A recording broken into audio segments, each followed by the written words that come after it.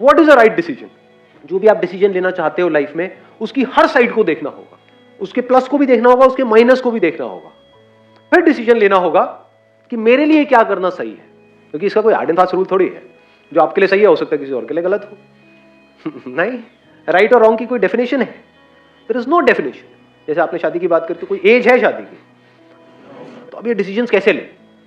ये डिसीजन हो, चाहे अपने करियर का डिसीजन हो, चाहे जो भी आपके माइंड में आइडिया आया है कि मेरे को ये करना है, उस आइडिया के साथ ठहरना पड़ेगा ना, तभी तो उस आइडिया की जो पॉसिबिलिटीज है, उस आइडिया का जो एक्चुअल पोटेंशियल है, वो आपके सामने खुलने लग जाएगा। आइडिया आया, इमीडिएटली एक्साइटेड हुए, और फिर जैसे ही उसका कुछ नेगेटिव साइड हमको दिखता है तो हम एकदम ही डिप्रेस्ड हो जाते हैं, उसको छोड़ देते हैं। तो क्या हमारी लाइफ ऐसे नहीं चलती रहती है? एक मिनट में एक्साइटेड हो गए, अरे वाह वाह शादी बहुत बढ़िया है, अगले मिनट बेकार है, बढ़िया बेकार है, बढ़िया है, बेकार है। ये नहीं चलता रहता है, उथल पुथल नहीं चलती रहती है लाइफ। बिल्कुल ऐसा है जैसे एक रोलर कोस्टर में आपको बिठा दिया जाए, कुछ देर तक तो बड़ा अच्छा लगता है, बड़ा एक्साइटिंग लगता है, तो सोचो आपको बांध करके वहीं पे बिठा दिया जाए कुछ घंटों के लिए, कुछ दिनों के लिए, कुछ महीनों के लिए, क्या हालत होगी? उल्टियां करोगे। रोलर कोस्टर की बात करूं, एक जाइंट व्हील की बात करता हूं। जैसे गोल एक व्हील है, जितना आप सेंटर से दूर हो उतना ही ज्यादा प्रॉब्लम है, जितना आप सेंटर के पास आते चले जा रहे हो। बिल्कुल सेंटर पे आ जाओ तो सेंटर घूम ही नहीं रहा है, सेंटर नहीं घूम सकता है, सेंटर पे जो टिका हुआ है वो घूमता है ना।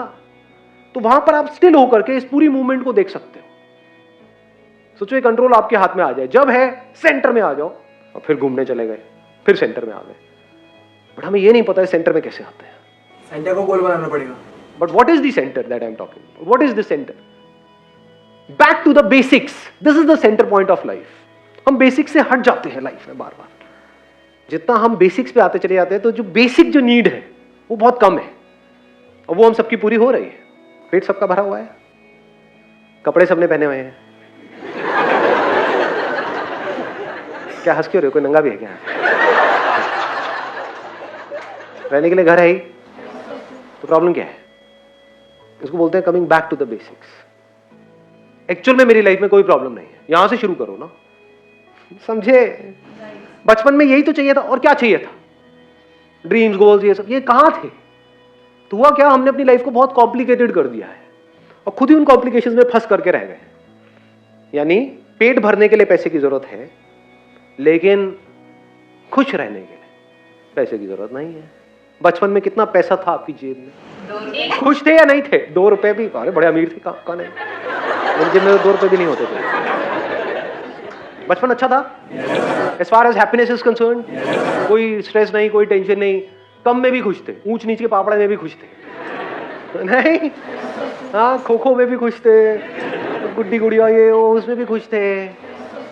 इससे क्या समझ आ रहा है कि खुश रहने के लिए हमको बहुत कुछ नहीं चाहिए, बस हेल्थ थोड़ी ठीक ठाक कंडीशन में हो, सांस चल रही हो, खुश है। अगर खुश रहना आता है तो, अगर नहीं रहना आता है तो कितना भी मिल जाए, नेम, फेम, मनी, ये वो सब कुछ मिल जाए आपको, इस पूरी दुनिया का राज मिल जाए, फिर भी दुखी है। ऐसे लोग हैं या नहीं है दुनिया? अरे भरे पड़े हैं। इनफैक्ट मजे की बात बताऊं, जिसके पास जितना ज्यादा है उतना ज्यादा दुखी मिलेगा आपको। तो शुरू कहां से करें? अपने ध्यान को सेंटर पे लाना।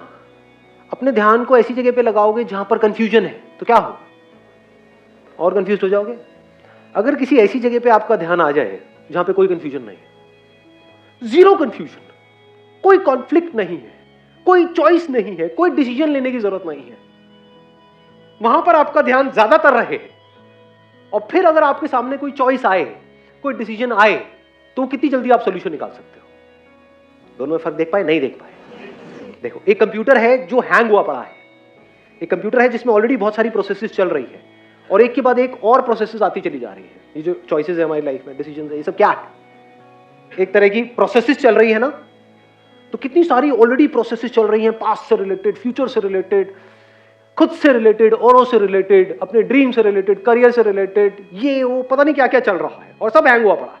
तो एक तो है अटेंशन को वहां पर लगाओ, तो क्या हो? कॉम्प्लिकेशंस बढ़ती चली जाएगी, लाइफ और कॉम्प्लिकेटेड होती चली जाएगी। तो बैक टू बेसिक्स का मतलब क्या हुआ? ऐसी जगह जहां पर कोई कंफ्यूजन नहीं है, कोई कॉन्फ्लिक्ट नहीं है, जहां पे कोई पास्ट नहीं है, जहां पे कोई फ्यूचर नहीं है, ब्रेथ चल रही है, चल रही है नहीं चल रही है, डाउट है। ये लीस्ट इंपॉर्टेंट है हमारी लाइफ में, मोस्ट इंपॉर्टेंट। कितनी बार आपका ध्यान यहां पर होता है? This is called coming back to the basics. सोचो जो भी आप चाहते हो वो सब मिल जाए, ब्रेथ चलनी बंद हो गई, हो सकती है नहीं हो सकती है? हमेशा के लिए चलने वाली है क्या ब्रेथ? कभी तो बंद होगी। कब हो सकती है? कभी भी हो सकती है। अभी तो चल रही है ना, कल का नहीं पता कि कल रहेगी ब्रेथ या नहीं रहेगी, कल चलेगी नहीं चलेगी, अभी तो चल रही है ना। सच को आप देख लो और यहां पर आकर के आराम से टिक करके बैठ जाओ, ब्रेथ चल रही है, बहुत है जी, बाकी काम तो अपने आप होते रहेंगे। सच है झूठ? तो क्या हुआ इससे? क्या आपकी सारी प्रॉब्लम सॉल्व हो गई लाइफ की? नहीं हुई। क्या हुआ? लेकिन कुछ हुआ या नहीं हुआ इसकी वजह से? सारी प्रोसेसेस जीरो नहीं हो जाती है कुछ देर के लिए? होती है नहीं होती है? This you can call it as coming back to the centre. अब आप इस पूरे जॉइंट व्हील को देख सकते हो, इस पूरी लाइफ को ऑब्जर्व कर सकते हो। जो बंदा इस लाइफ में फंसा हुआ है वो कभी लाइफ को ऑब्जर्व नहीं कर सकता। बस मेरी प्रॉब्लम, मेरा ये, मेरा वो, वही फंसा हुआ है। नहीं, ऐसे नहीं है ज्यादातर लोग। मैं से बाहर ही नहीं आ पाते हैं। वो मैं कहां है, जो मैं फंसा हुआ है वो कहां है? समझ पा रहे? जॉइंट व्हील है, जो मैं फंसा हुआ है वो कहां है? जो सेंटर में है वो फंसा हुआ है या दूर निकल गया है सेंटर से, वो फंसा हुआ है? जो बचपन से दूर निकल गया है, जो बड़ा हो गया है, जो बुढ़ा हो गया है माइंड के लेवल पे, वही तो फंसा हुआ है। बच्चा कहां फंसा हुआ है? बच्चा तो अभी भी खिलखिला सकता है, अभी भी हंस सकता है, रो सकता है, भाग सकता है, सब कुछ कर सकता है। आपके अंदर का बच्चा थोड़ी फंसा हुआ है, वो तो वहीं का वहीं है। जैसे जैसे इस सच को आप देखते चले जाते हो, यानी होगा क्या? अभी बात सुनी, अब सुनने में बड़ी अच्छी लगी, जैसे यहां से बाहर निकले, अपने घर पे गए, फिर से फंस गए। सर आपकी सारी बातें समझ आए, लेकिन आपको पता नहीं मेरी बीवी कैसी है, लेकिन आपको पता नहीं मेरा बॉस कैसा है, लेकिन हम क्या कर रहे हैं? भटक गए फिर से लोगों में, चीजों में। क्लियर सोचने के लिए हमारी अटेंशन फ्री होनी चाहिए। आप आपकी ब्रेथ ज्यादा हो या आपके सक्सेस फेलियर ज्यादा हो? जो आपके सक्सेस फेलियर है, जो आपकी नॉलेज है, एजुकेशनल क्वालिफिकेशन है, अगर उसको निकाल भी दो आपके माइंड से, तभी क्या मरने वाले हो? ब्रेथ को निकाल दो तो पास में कुछ गलत आपके साथ हुआ है, वो चाहे रहे या निकल जाए यहां से, कोई फर्क पड़ने वाला है? मैंने यहां पे इसीलिए रहे भी लगा दिया, क्योंकि अगर ये बात समझ नहीं आई तो आप उसको निकालने की कोशिश करोगे। क्यों निकालने की कोशिश कर रहे हो? क्योंकि आपको लगता है कि अगर वो रहा तो मेरे को कोई फर्क पड़ने वाला है। पास में बहुत बुरे बुरे एक्सपीरियंसेस हुए, अगर वो पड़े भी रहे कोई फर्क पड़ने वाला है? ब्रेथ तो चलती रहेगी ना फिर। समझे? अगर ये बात समझ आ रही है तो एक झटके में आपका पास्ट गया। Now there is no past, no past in the sense in your attention there is no past, otherwise past is there, memory पड़ी हुई है, जरूरत है तो वो काम आ जाती है, but you don't go there. वहां पर बैठे नहीं रहते हो कि हाँ पास में ये मेरे साथ गलत हो गया, ये अच्छा हो गया, so what, that is a very tiny little part of who I am. ये बात सच है झूठ है? है वो आपका पार्ट है, बट कितना बड़ा पार्ट है? छोटा सा। नहीं, हम सुबह से रात तक कहां फंसे हुए हैं? रिलेशंस में, पोजेशंस में। जो भी रिलेशंस आपके हैं, अगर वो सब खत्म हो जाए तो क्या नए बन सकते हैं? नहीं बन सकते? बन सकते हैं। तो क्या आप आपके रिलेशंस हो? अब मैं ये नहीं कह रहा रिलेशंस को खत्म कर दो, पड़े भी रहे तो क्या दिक्कत है, और खत्म भी हो जाए तो क्या दिक्कत है? वही तो रिलेशनशिप में एक्चुअल में सामने वाले को फ्रीडम दे सकता है। जिसको डर है कि अगर रिलेशनशिप खत्म हो गई तो पता नहीं क्या होगा, वो तो कब्जा कर लेगा सामने वाले के ऊपर, उसको पकड़ लेगा, उसको पोजेस कर लेगा, वहां पे जेलसी आ जाएगी। वो इस थॉट से ही पागल हो जाएगा या हो जाएगी कि अगर उसने मुझे छोड़ दिया तो पता नहीं क्या हो जाएगा। तो ये जिसको मैं कह रहा हूं छोड़ना रिलेशनशिप को, वही एक्चुअल में एक अच्छी रिलेशनशिप का ग्राउंड है। आप जितना छोड़ दोगे उतनी रिलेशनशिप बढ़िया हो जाएगी, क्योंकि सामने वाला बंदा कभी भी सफोकेट नहीं होगा। तो जब आपका माइंड यहां से फ्री हो जाता है, रिलेशनशिप से फ्री कैसे होता है? रहे तो बहुत बढ़िया है, ना रहे तो कोई बात नहीं। ये आप उसको नहीं बोल रहे, अपने अंदर बोल रहे हैं। कान के नीचे घुमा के पड़ेगा, उसको तो झूठ बोलना पड़ेगा।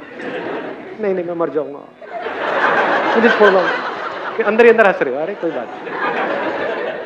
और ऐसे को कोई नहीं छोड़ता, सच बता रहा हूं। आप खुद सोचो, कोई ऐसा पर्सन जो आपके साथ में बिल्कुल इस तरीके से है, यहाँ तुम्हें जो करना है करो, रहना है रहो साथ में, छोड़ना है छोड़ दो, जो तुम्हें ठीक लगे बता देना। I am okay with all the options. तो क्या ऐसी से कोई लड़ाई झगड़ा होने की गुंजाइश रह जाती है? प्यार बढ़ता है, प्यार बढ़ता चला जाता है, वहां से प्यार की शुरुआत होती है। एक्चुअल में तो प्यार वही है ना। तो रिलेशनशिप्स को आपने अपनी जगह पर रख दिया कि relationships are a very small little part of life. Life तो बहुत बड़ी है ना, उसका एक छोटा सा एस्पेक्ट है रिलेशनशिप्स, छोटा सा एस्पेक्ट है पास्ट, छोटा सा एस्पेक्ट है पोजेशंस। पोजेशंस मतलब क्या? अब जो भी मेरे पास में है, जो भी है, जस्ट जितनी भी चीजें हैं, उसमें पैसा भी आ गया, वो रहता है रहे, नहीं रहता कोई बात नहीं। जिस मंदिर में जाकर के आप लाइनों में खड़े होते हो, प्रसाद चढ़ाते हो और भीख मांगते हो कि हे भगवान मुझे ये चाहिए वो चाहिए वो चाहिए, वहां जाकर के उस भगवान के सामने बोल सकते हो अपने पूरे दिल से कि भगवान मेरे पास में जो भी कुछ है, जो चीजें हैं, जो लोग हैं, वो रहते हैं रहे, नहीं रहते कोई बात नहीं, बोल सकते हो? अरे छोड़ो, भगवान कई बार सुन लेता है। मतलब कल सुबह उठे, बोलूंगा नहीं,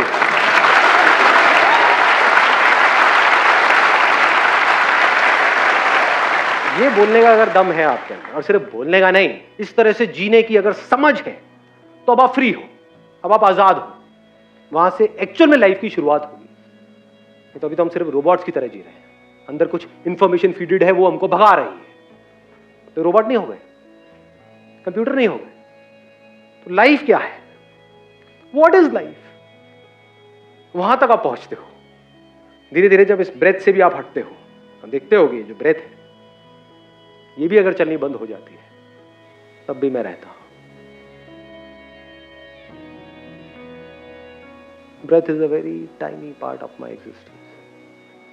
तब आपको नजर आता है कि मैं सिर्फ यहां पर नहीं हूं, मैं वहां पर भी हूं। वहां पर मतलब सिर्फ वहां पर नहीं, यहां पर भी हूं, हर जगह हूं। ज्यादा हो गया ना? थोड़ा सा तो हो गया।